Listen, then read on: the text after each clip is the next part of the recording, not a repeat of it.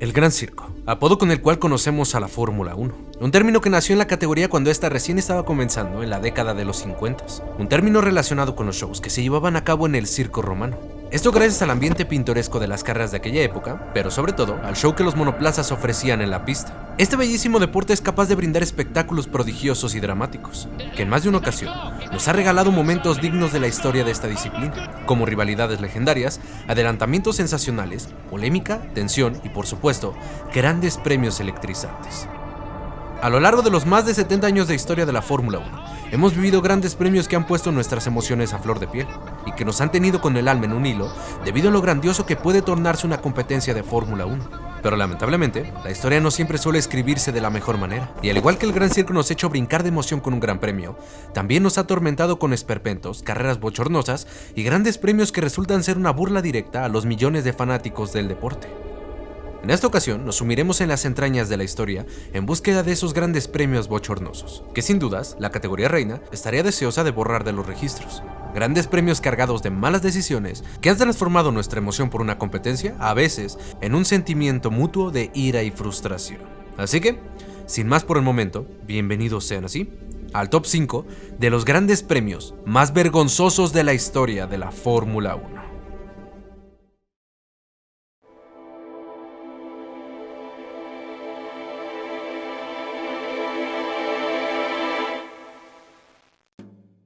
La lista que el día de hoy les presentaremos nos pondrá en la necesidad de hacer varios saltos en el tiempo, y el primero de ellos será 1984. Una temporada marcada por el nacimiento en pista de una leyenda del automovilismo, el épico duelo que montaron Alain Prost y Niki Lauda, y también por un gran premio cuya organización y realización puso en peligro la integridad física de los pilotos de la categoría. A partir de los años 1970, a la Fórmula 1 le entró una obsesión de querer cautivar al público de Estados Unidos. Y esto no es ninguna sorpresa, pues el mercado del país norteamericano es enorme y con un potencial de explotación quizá como ningún otro. Y esto llevó al Gran Circo a iniciar una campaña de expansión agresiva en este país, con grandes premios disputados en suelo estadounidense. Pues para la Fórmula 1 no bastaba solamente con el Gran Premio de Estados Unidos, que por aquellos años su sede habitual era el trazado de Watkins Glen, sino también eran necesarias otras sedes, como por ejemplo, el Gran Premio del Oeste en los Estados Unidos en el circuito de Long Beach, el Gran Premio de Las Vegas en el infame circuito del estacionamiento del Caesars Palace, el Gran Premio del Este de los Estados Unidos en el circuito callejero de Detroit, y el dueño del quinto lugar de esta lista, el Gran Premio de Dallas de 1984.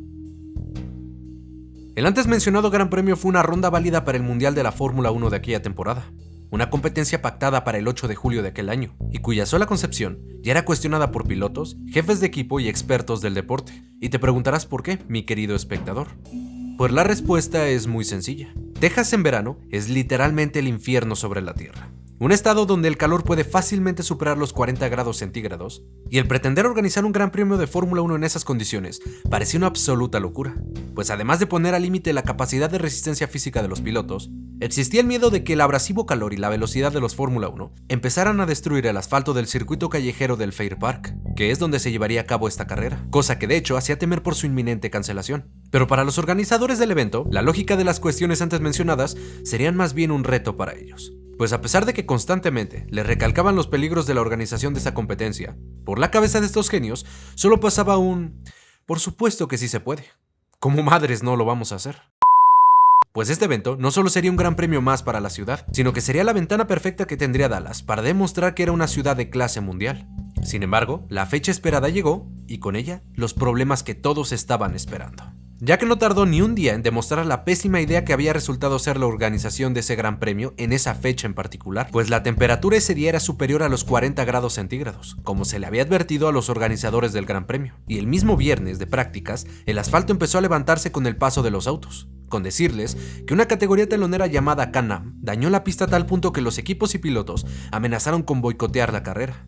Y a la organización no le quedó de otra más que reasfaltar el circuito durante la noche, pero debido a las altas temperaturas, se tuvo que cubrir con hielo el nuevo asfalto para evitar su deterioro y acelerar el proceso de recuperación. Pero esta vergonzosa carrera no había hecho más que empezar, ya que para el domingo la organización se vio en la necesidad de adelantar la carrera 3 horas para evitar las altas temperaturas, pero dicho esfuerzo también terminó siendo inútil. Pues nuevamente, los pilotos tendrían que enfrentarse a una carrera con condiciones de más de 40 grados de temperatura encima, y que había resultado ser un castigo para los pilotos que tendrían que enfrentarse a un circuito que se caía a trozos y a un calor digno del infierno.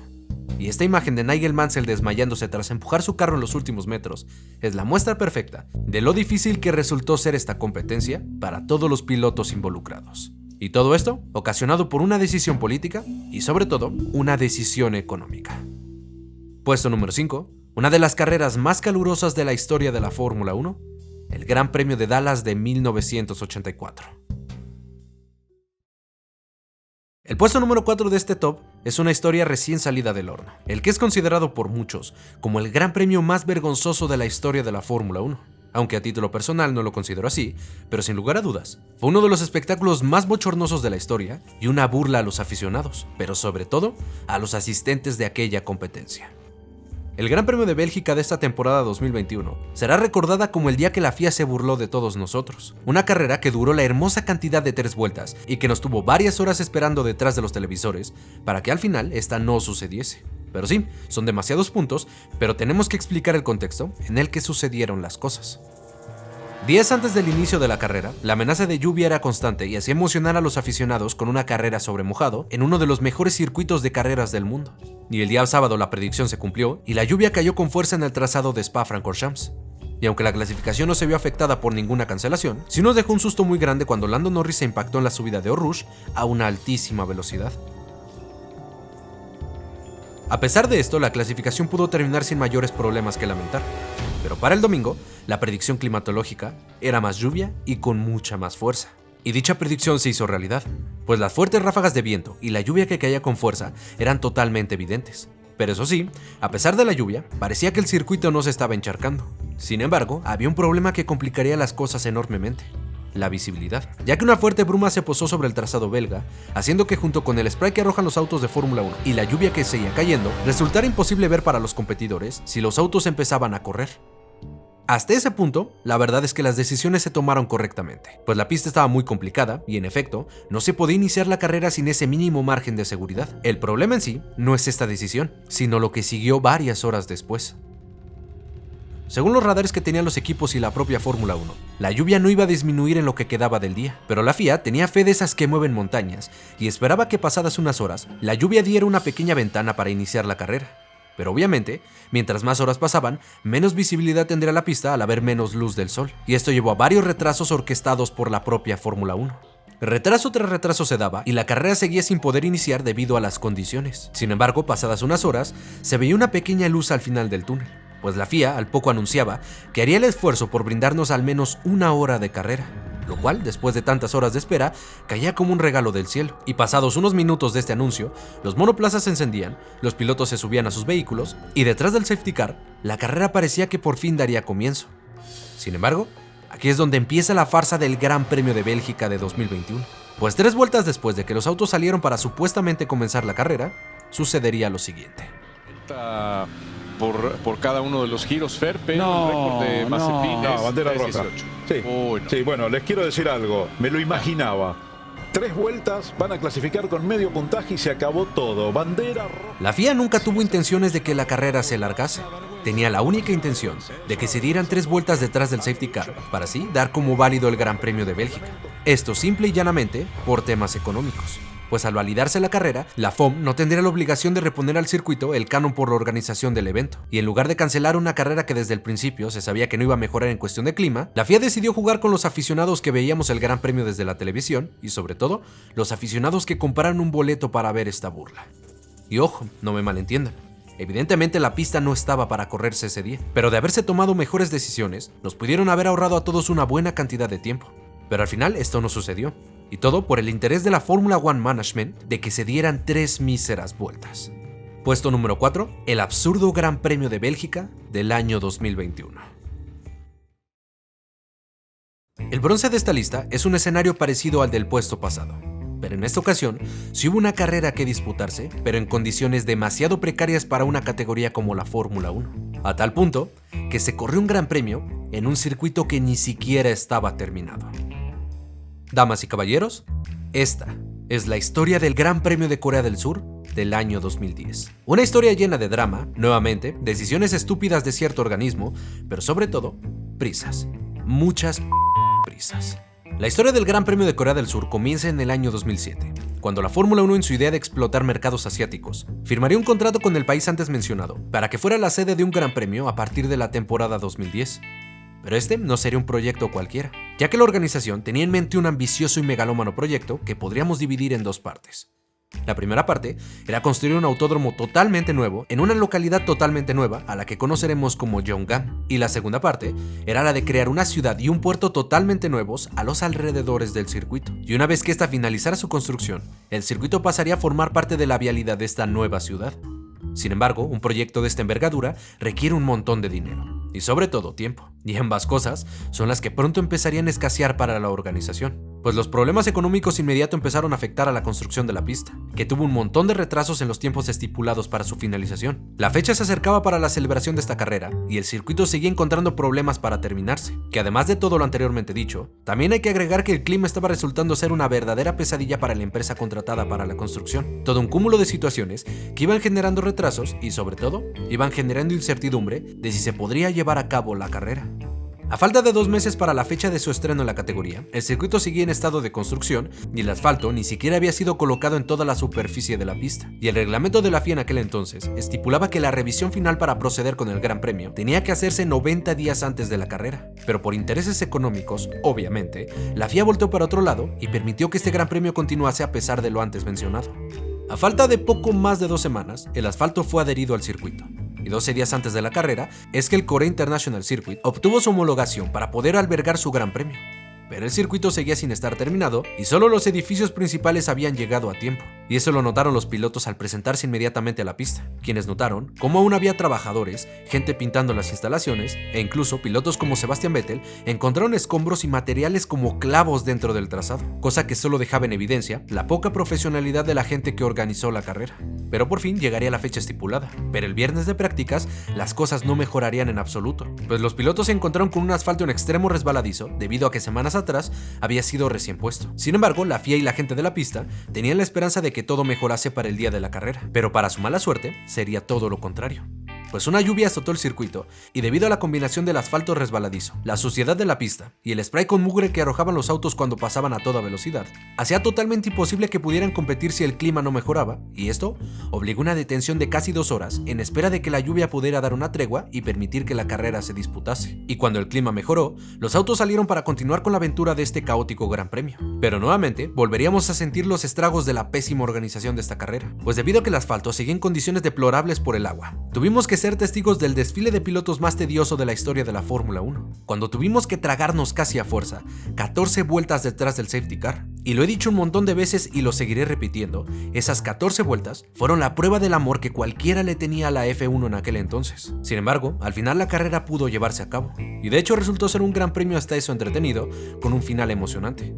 Pero sin lugar a dudas, este Gran Premio debió debutar en el año 2011 y evitarse la vergüenza de lo sucedido en la edición 2010. Y además, como una carta de amor a los aficionados, la FIA le dio el premio al evento mejor organizado del año 2010. Puesto número 3, el Gran Premio de Corea del año 2010. La historia que sigue en este top, la medalla de plata de este ranking, es una historia que nos hará trasladarnos a este lado del mundo. Más precisamente, al país que me vio nacer y al país que actualmente tiene uno de los grandes premios más exitosos y mejor organizados del planeta. Mi México querido, que sí, actualmente tiene un evento fascinante, pero que en 1970 tuvo una carrera cuyas circunstancias pudieron ocasionar una tragedia y un auténtico desastre.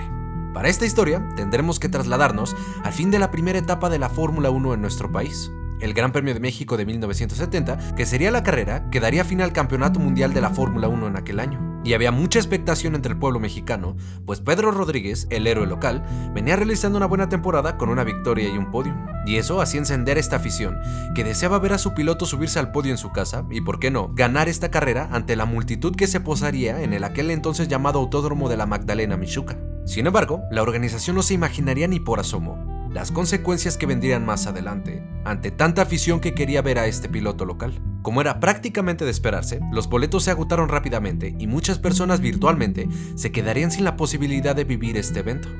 lo que ocasionó que algunos asistentes y personas que querían ver la carrera tiraran las vallas que se colocaban a los alrededores del circuito e ingresaran para sentarse al lado de la pista por donde los monoplazas pasarían a toda velocidad, siendo eventualmente un problema de seguridad que llevaría un enorme retraso para que iniciara la carrera.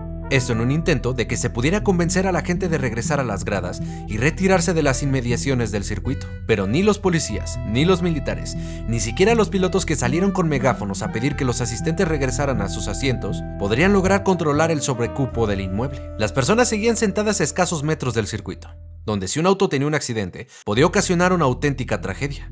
Y la Fórmula 1 amenazó con la cancelación de la carrera si no se podía asegurar que los asistentes se retirarían del circuito.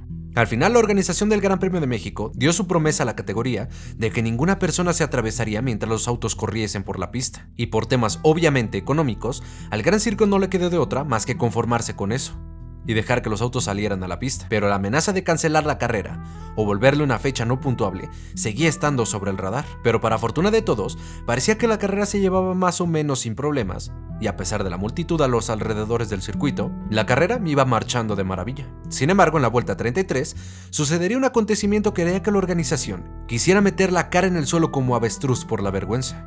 Pues un perro salió de la nada, se metió al circuito y este fue arrollado por Jackie Stewart, quien no pudo reaccionar y no pudo evitar el golpe que terminaría matando al perro y lo obligaría a retirarse de la competencia por los daños ocasionados. Esto obligó a que la carrera se detuviera momentáneamente para limpiar la pista. Y aunque esta se retomó minutos después, los pilotos bajaron el ritmo, deseando solamente terminar con este caos, ante el miedo que existía de que algo más grave pudiese suceder. Al final, la carrera pudo terminar sin una tragedia que lamentar. Pero fue tal el cabreo de la Fórmula 1 que decidió quitarle a México su plaza y vetar las competiciones de esta categoría en el país por al menos 16 años hasta que México pudiera demostrar capacidad de seguridad e instalaciones similares a la de los mejores países del mundo. Lo que nos dejó sin Fórmula 1 hasta 1986, que fue cuando el Gran Circo regresaría a este país para continuar con su segunda etapa en la categoría. Puesto número 2, el caótico Gran Premio de México de 1970. El puesto número 1 es quizá la menor sorpresa de la historia de este canal, pero arrebatarle el lugar que se merece esta competencia solo para dar incertidumbre sería una falta de respeto a la historia oscura de la Fórmula 1.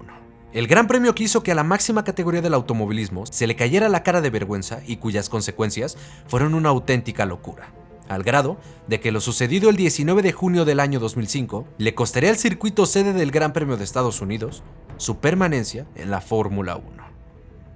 El drama de Indianápolis 2005, el más que conocido caso de cuando solamente 6 autos compitieron en un gran premio. La historia de este más que vergonzoso capítulo va de la siguiente manera.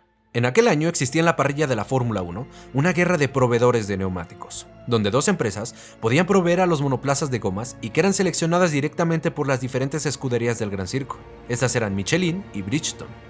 La marca francesa, por su parte, le proporcionaba neumáticos a 7 equipos como eran Honda, Renault, BMW Williams, McLaren, Sauber, Red Bull y Toyota.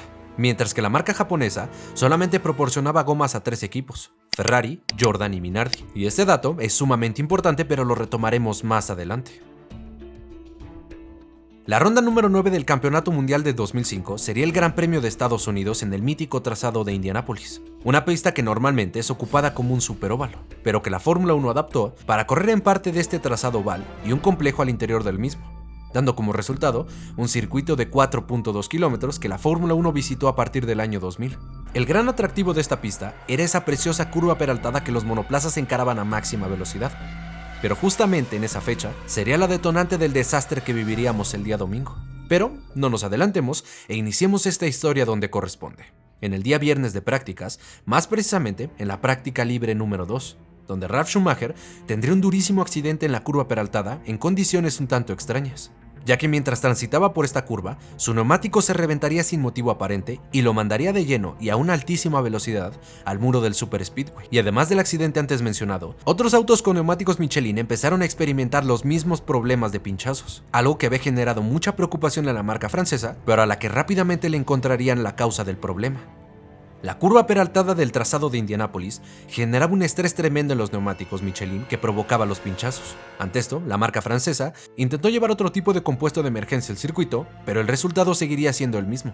explosiones peligrosas a pocas vueltas de giro de esos neumáticos. Ante este enorme problema, Pierre Dupasquier y Nick Shorrock, representantes de Michelin, enviaron una carta a Charlie Whiting, director de carrera de la FIA, explicando que no sabían por qué los neumáticos estaban reventando y que a menos de que la velocidad se ralentizara en la curva número 13, la peraltada, no podían garantizar que los neumáticos resistieran más allá de 10 vueltas. Sin embargo, Whiting no tomaría cartas en el asunto y solamente se encargaría de regañar a la marca francesa por no haber traído neumáticos adecuados para esta carrera. Ante esto, a Michelin no le quedaría de otra más que organizar una reunión horas antes de la carrera con el director del circuito, los jefes de los equipos de Fórmula 1 y Bernie Ecclestone. Esto para buscar una solución y que la carrera pudiera proseguir, pues los pinchazos que sufrían los equipos eran un serio problema a la seguridad de los pilotos. En esta reunión se plantearon varias soluciones: que los pilotos limitaran la velocidad al entrar a la curva número 13 para evitar el desgaste de los neumáticos, hacer detenciones cada 10 vueltas a los pits, y la favorita de los equipos, que se instalara una chicana improvisada antes del ingreso a esa curva para impedir que esta fuera un problema para los neumáticos. Sin embargo, a pesar de que existía un consenso general de aprobación a esta solución, Jean Todt, quien en aquel momento fungía como director del equipo Ferrari,